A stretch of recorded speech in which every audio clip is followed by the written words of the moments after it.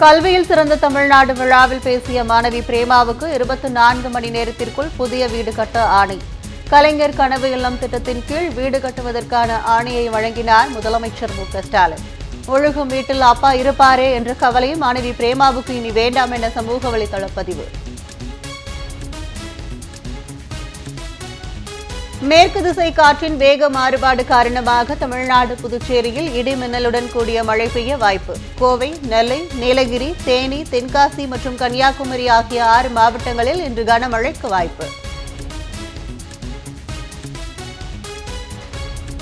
சென்னை கிண்டியில் 23 கோடியே 10 லட்சம் ரூபாய் மதிப்பில் புதிதாக கட்டப்பட்டுள்ள புவியியல் சுரங்கத்துறையின் தலைமை அலுவலகம் காணொலி வாயிலாக திறந்து வைத்தார் முதலமைச்சர் மு.க.ஸ்டாலின். திருநெல்வேலி மேற்கு மாவட்ட திமுக பொறுப்பாளராக ஆவுடையப்பன் நியமனம். திருநெல்வேலி கிழக்கு மாவட்ட திமுக பொறுப்பாளராக கிரஹாம்பெல் நியமனம் செய்யப்படுவதாக அறிவிப்பு.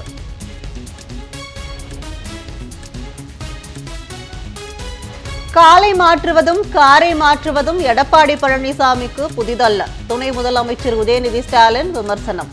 சனிக்கிழமை மட்டுமே வீட்டை விட்டு வெளியே வரும் ஆள் தாமில்லை என்றும் பேச்சு.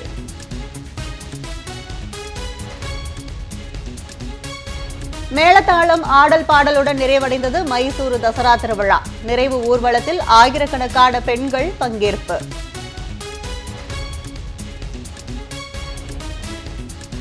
அமலாக்கத்துறைக்கு எதிராக சென்னை உயர்நீதிமன்றம் அனுப்பிய நோட்டீஸ் மீது தடை விதிக்க உச்சநீதிமன்றம் மறுப்பு. அமலாக்கத்துறை மீதான நீதிமன்ற அவமதிப்பு வழக்கை சென்னை உயர்நீதிமன்றம் விசாரிக்கலாம் என உத்தரவு.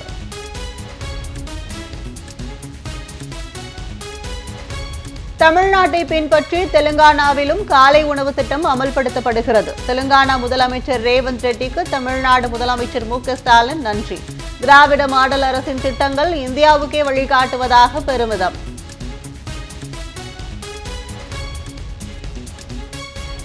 சென்னை நுங்கம்பாக்கம் கல்லூரி சாலைக்கு ஜெய்சங்கர் சாலை என பெயர் மாற்றம்.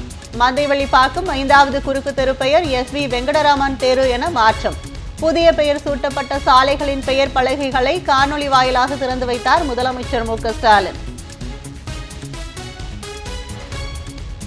லடாக் மக்களின் நியாயமான கோரிக்கைகள் மிக விரைவில் முழுமையாக நிறைவேற்றப்பட வேண்டும்.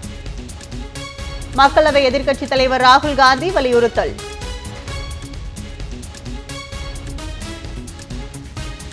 தமிழ்நாடு அரசு வழங்கிய உயரிய ஊக்கத்தொகையை பெற்றது மகிழ்ச்சி அளிக்கிறது. முதலமைச்சர் மற்றும் துணை முதலமைச்சருக்கு வீரர் வீராங்கனைகள் நன்றி தெரிவிப்பு.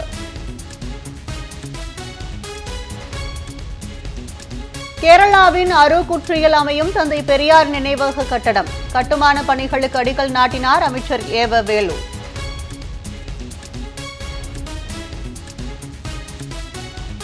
சென்னை கிண்டியில் உள்ள கலைஞர் நூற்றாண்டு மருத்துவமனை வளாகத்தில் 540 கோடி மதிப்பீட்டில் புதிய குழந்தைகள் நல மருத்துவமனை ஓரிரு ஆண்டில் மக்கள் பயன்பாட்டிற்கு வரும் என அமைச்சர் மா. சுப்பிரமணியன் தகவல்.